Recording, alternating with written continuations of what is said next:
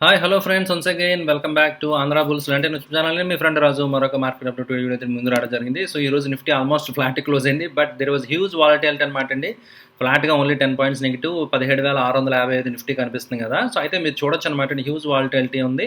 And look at this FIs buying 1144 కోట్లు by చేయడం జరిగింది, అండ్ డిఐఎస్ 630 కోట్లు బై చేయడం జరిగింది. సో పుట్ టుగెదర్ రెండు చూస్తే కనుక 1700-1800 కోట్లు బయింగ్ జరిగింది, బట్ మార్కెట్ ఫ్లాట్గా ఉంది. So this is the important point అనమాట అండి. అంటే మనం జస్ట్ ట్రాక్ చేస్తాం తప్ప ఓన్లీ బ్లైండ్గా బేస్డ్ ఆన్ ఎఫ్ఐఏ నెంబర్ బట్టి డైరెక్ట్ మీరు మార్కెట్ పెరిగిపోతా తగ్గిపోతా అనడానికి లేదనమాట అండి. ఓకే, సో ఎందుకంటే హెవీ వెయిట్స్ బయింగ్ జరుగుతుంది, హెవీ వెయిట్ స్టాక్స్లో బయింగ్ జరుగుతున్నప్పుడు మార్కెట్ పెరిగిపోతుంటుంది, తక్కువ అమౌంట్ బయింగ్ కూడా, రైట్. ఇంత ఎక్కువ అమౌంట్ బయింగ్ జరిగినా కూడా పెరగలేదంటే దానికి రెండు రీజన్స్ మెయిన్ అవ్వచ్చు అనమాట. మేబీ బ్లాక్ డీల్స్ సంబంధించిన ఏదైనా అయ్యి ఉండొచ్చు. ఓకే, సో మేబీ అది రిపోర్ట్ అయితే అది యాడ్ అయి ఉంటే ఇన్క్లూడ్ అయ్యి ఉంటే కనుక ఫిగర్స్ పెద్దగా కనబడతాయి కానీ మార్కెట్లో మూమెంట్ రాదు. ఆర్ ఇండెక్స్ కాకుండా నిఫ్టీ 50 కాకుండా maybe next 50 or some other స్టాక్స్లో బయింగ్ జరిగి ఉండొచ్చు అనమాట అండి. ఓకే, సో క్వాలిటీ మిడ్ క్యాప్స్లో బయింగ్ ఏదైనా జరిగి ఉండొచ్చు. సో ఇలాగేంటంటే సో బేస్డ్ ఆన్ బ్లైండ్గా అయితే ఫాలో అవ్వకూడదు. At the same time just to gave overall idea, so ఒక ఐడియా గురించి మాత్రమే మనం ట్రాక్ చేస్తూ ఉంటాం అనమాట. సో మరి దీని గురించి బ్లైండ్గా ఫాలో అన్నది ఎందుకు, దీని రోజు చూడడం అంటే just to have idea initiations యొక్క వే ఎలా ఉంది, సో టువర్డ్స్ మార్కెట్ సెంటిమెంట్ బాగా వీక్నెస్ బేరిష్గా ఉందా లేకపోతే ఎలా ఉందనేది జస్ట్ ట్రాక్ చేయడం గురించి we are daily watching these figures అనమాట అండి. Initiations are positive, maybe retail people they booked some profits. So ఎందుకంటే కొంచెం జర్కులు ఇచ్చింది కదండి మార్కెట్, కొంచెం జర్కులు ఇచ్చి అలా భయపెట్టి డెఫినెట్గా మనని ఎగ్జిట్ అయ్యేలాగా చేస్తారన్నమాట అండి. సో డెఫినెట్గా సో లాస్ట్ బుల్ కూడా బేర్ అయ్యేదాకా ఉంచుతారన్నమాట అండి సో మార్కెట్ని. సో వన్స్ అంతా బయటకు వచ్చాక they will take right to they new highs అనమాట. ఖచ్చితంగా వాళ్ళు అనుకున్న డైరెక్షన్ దాన్ని తీసుకెళ్ళడం అనేది జరుగుతుంది అనమాట, right. And looking at the intraday మీరు చూస్తే కనుక సో నిఫ్టీ చార్ట్ చూస్తే కనుక మంచి గ్యాప్ అప్ ఓపెనింగ్ జరిగింది, బట్ అగైన్ మీరు చూస్తే కనుక సో గ్యాప్ అప్ ఓపెనింగ్ వచ్చినప్పటికీ కూడా అది సస్టైన్ అవ్వలేదన్నమాట అండి. So continue there was some down trend. So కంటిన్యూగా సో మార్నింగ్ ఫస్ట్ హాఫ్ అంతా పడిపోతూనే వచ్చిందనమాట అండి. మార్నింగ్ ఫస్ట్ 2 అవర్స్ ఆల్మోస్ట్ మీరు చూస్తే కనుక 10:30 దాకా ప్రైస్ కంటిన్యూ ఫాల్ వచ్చింది. మరి తర్వాత చూసారు కదా మీరు చూస్తే కనుక మంచి హైయర్ హై ఫార్మేషన్ తోటి మళ్ళీ ట్రెండ్ రివర్స్ అయిపోయింది, రైట్. బట్ తర్వాత మీరు చూస్తే కనుక ఒక పాయింట్లో it not able to make new highs, ఇంకా సస్టైన్ అవ్వలేకపోయింది అనమాట అండి. So price broke this consultation, right. And it attempted but again it got rejected అనమాట అండి, రైట్. సో ఓవరాల్గా ట్రెండ్ తెలుస్తుంది కదా. సో అయితే ఓవరాల్గా ఇంత మూమెంట్ ఎంత ప్రైస్ యాక్షన్ కనిపించింది, బట్ నిన్న క్లోజింగ్ దగ్గరే ఉందన్నమాట అండి. ఓకే, సో అది కూడా మీరు we have to note down that point also. So market అంటే కైండ్ ఆఫ్ కన్సాలిడేషన్ అవుతుంది తప్ప అగ్రెసివ్గా పడిపోవడం అది ఏం జరగలేదు కదా. సో ఇంతకీ ఏంటంటే మ్యాటర్ అక్కడే ఉంది కానీ ఏంటంటే సో ఇంట్రాడే వాలటిలిటీ కొన్ని స్టాక్స్ చేతులు మారడం అది జరిగిందనమాట అండి. సో అది మనకు క్లియర్గా సో విట్నెస్ చేయొచ్చు అనమాట, ఇండిసెస్ యొక్క బిహేవియర్ని బట్టి మీకు అర్థమవుతుంది అనమాట అండి, right. Coming to bank Nifty, so bank నిఫ్టీలో మీరు చూస్తే కనుక క్లియర్ కట్ హడ్డిల్ అనమాట అండి. So it is struggling to close above 40,000, right. So 40,000 level అనేది చాలా కీ లెవెల్, సైకలాజికల్ హడ్డిల్ అనమాట అండి. ఇది ఒక పెద్ద హడ్డిల్ కింద సో బ్యాంక్ నిఫ్టీకి ఉందన్నమాట అండి. సో అయితే అదే లెవెల్స్ దగ్గర ఇంచుమించు అలాగని చెప్పి ఆ లెవెల్ నుంచి మరీ దూరంగా క్లోజ్ అవ్వలేదు. So it attempted same kind of మీరు చూడొచ్చు అనమాట, సిమిలర్ ప్రైస్ యాక్షన్ కనిపిస్తుంది కదా. సో అయితే ఈ లెవెల్ మనం వాచ్ చేయాలి ఫ్రెండ్స్. రేపు కనుక ఒకవేళ 39,600 లెవెల్ కిందకి వెళ్ళిపోయి కింద క్లోజ్ అవుతే మాత్రం కొంచెం వీక్నెస్ మనకు వచ్చినట్టు క్లియర్గా అర్థమవుతుంది అనమాట. సో అదరా కాదు, ఇఫ్ ఇట్ మేనేజెస్ 39,800, 900 ఈ లెవెల్స్లోనే క్లోజ్ అయితే కనుక సో నెక్స్ట్ థర్స్డే ఫ్రైడేలో బ్రేక్అవుట్ వచ్చే ఛాన్సెస్ అయితే ఉంటాయన్నమాట అండి. సో మళ్ళీ వన్స్ అగైన్ సేమ్ సినారియో, మనం we are very very strong, but being global market weakness వల్ల we are also part of, right. So entire global ఇది కదా. సో ఇంపోర్ట్స్ కానీ ఎక్స్పోర్ట్స్ కానీ డెఫినెట్గా కొంచెం ఇంపాక్ట్ ఉంటుంది కాబట్టి గ్లోబల్ ఆ స్పిల్ ఓవర్ ఎఫెక్ట్ అనేది మన మీద ఉంటుంది తప్ప అదర్వైజ్ వీఆర్ వెరీ స్ట్రాంగ్. మన మార్కెట్స్ ఎకానమీస్ చాలా స్ట్రాంగ్గా ఉన్నాయి. సో ఇది షార్ట్ టర్మ్లో ఇవన్నీ కూడా ప్లే అవుతున్నాయి అనమాట అండి. సో గ్లోబల్ మార్కెట్స్ ఎప్పుడైతే వీక్ అవుతున్నాయి మన మార్కెట్స్ కూడా కొంచెం ఆ పెయిన్ ఉందన్నమాట, రైట్. సో నిఫ్టీ 50, నిఫ్టీ 500 చూస్తే కనుక 50-50 అనమాట అండి. సో ప్రైస్ యాక్షన్ చూస్తే కనుక ఇంచుమించు స్ట్రెంత్ ఆల్మోస్ట్ బ్యాలెన్స్డ్గా ఉంది, right. And coming to like option chain చూస్తే కనుక సో క్రేజీ అనమాట అండి. మీరు చూడొచ్చు అనమాట ఆప్షన్ చైన్ ఇండికేట్ చేసేది చూస్తే కనుక మీరు చూడొచ్చు అనమాట అండి 17,600. సో ఆ పైన కాల్ రేటింగ్ జరిగింది, right. At the same time ఇక్కడ మీరు అబ్జర్వ్ చేస్తే 30,000 కాంట్రాక్ట్స్ స్క్వేర్ అప్ అయింది, 70,600 పుట్టు కూడా స్క్వేర్ అప్ అయింది. అంటే ఎవరైతే ఆప్షన్ రైటర్స్ ఉన్నారో both sides, call side put side రెండు వైపులా కూడా they are exiting, right. Or maybe short straddles, అంటే పెద్ద ఎక్కువ మూవ్ ఉండకపోవచ్చు, రేపు ఎల్లుండే మనకి ఎక్స్పైరీ కదా. సో అని మేబీ ఇది వీక్లీ చైన్ ఆప్షన్ చైన్ కదా. సో మీరు చూస్తే కనుక వీక్లీ దాంట్లో క్లియర్ కట్ డైరెక్షన్ అయితే లేదనమాట అండి. సో డిఫరెంట్ పాకెట్స్‌లో మీరు చూడొచ్చనమాట. సో మంచి ఓపెన్ ఇంట్రెస్ట్ అయితే ఉంది. బిల్డ్ అవ్వడం అయితే జరిగింది. అంటే కాల్ రైటింగ్ జరిగింది. పుట్ రైటింగ్ కూడా జరిగిందంటే కనిపిస్తుంది.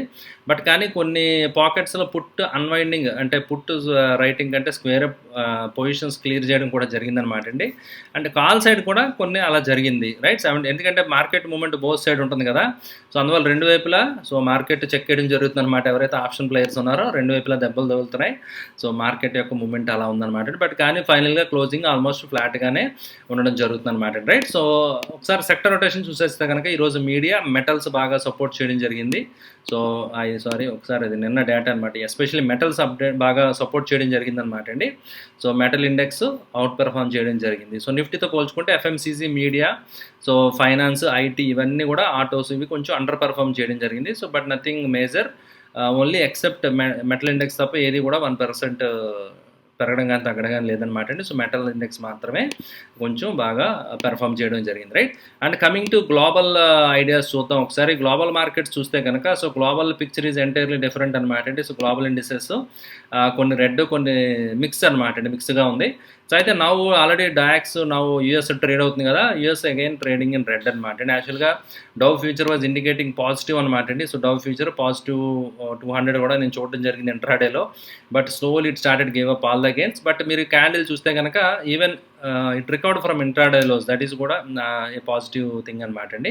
సో అలా అని చెప్పి gave up all the gains but undoubtedly, but it at the same time so low close అవ్వకుండా పైకే ఉంది. As of now we don't know over నైట్లో ఏం జరుగుతుందో చూద్దాం, ఎలా క్లోజ్ అవుతుందని చూడాలి.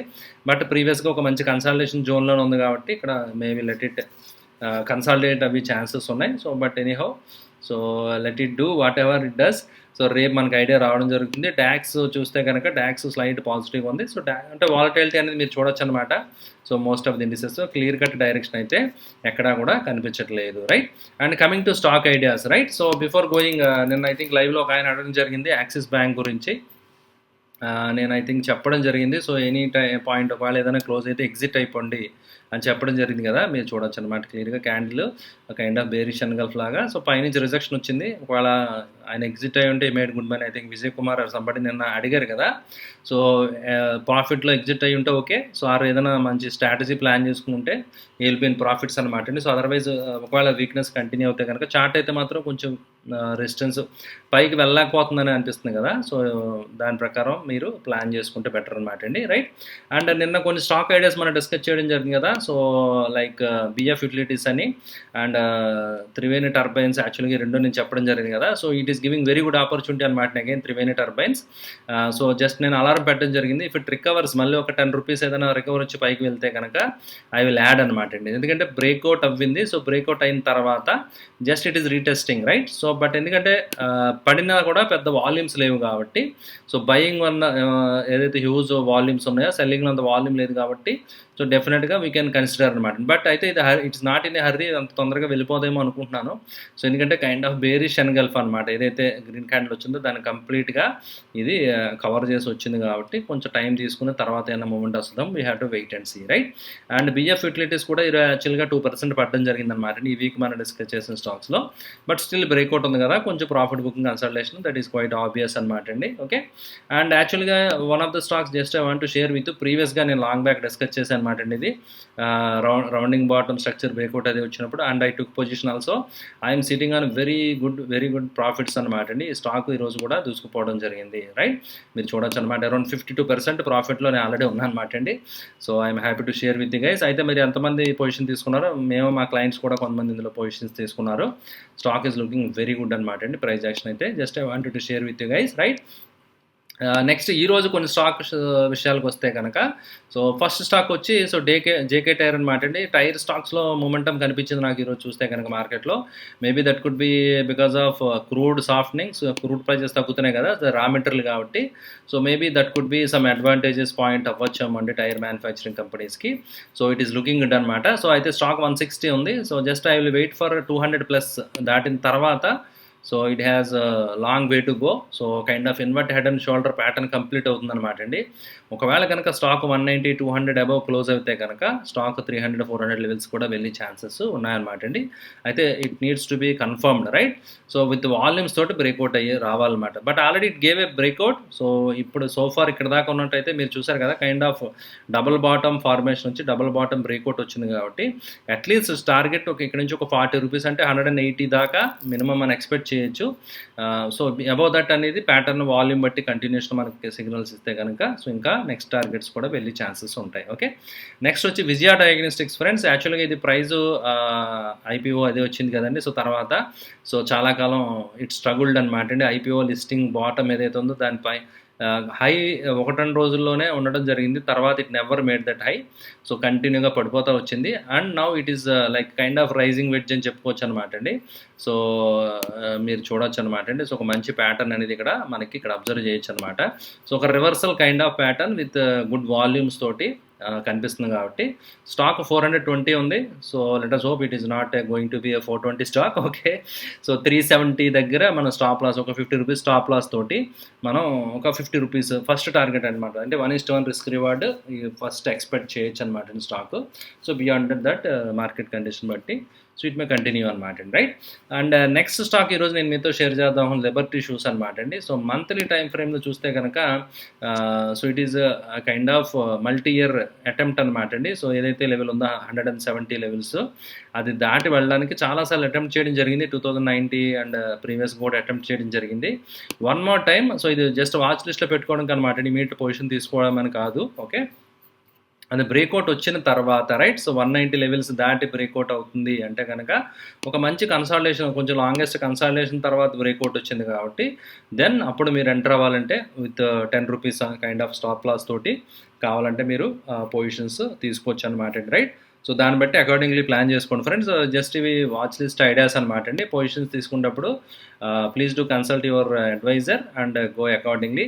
So I'm not SEBI registered analyst అనమాట అండి, right? Okay, so disclaimer. And some of the stocks already I'm holding, అవి ఏవైతే డిస్కస్ చేస్తామో ఈరోజు మన వీడియోలో. ఓకే ఓకే ఫ్రెండ్స్, ఇది ఈరోజు మార్కెట్ అప్డేట్. ఐ హోప్ ఈ వీడియో మీకు నచ్చిందని ఆశిస్తున్న. వీడియో వస్తే లైక్ చేయడం మర్చిపోతుంది. అదేవిధంగా రిలేటివ్స్ ఫ్రెండ్స్కి అందరికీ ఆంధ్రా బుల్స్ లాంటి అనేది తప్పకుండా తెలియజేయండి. Thank you for watching the video. Bye.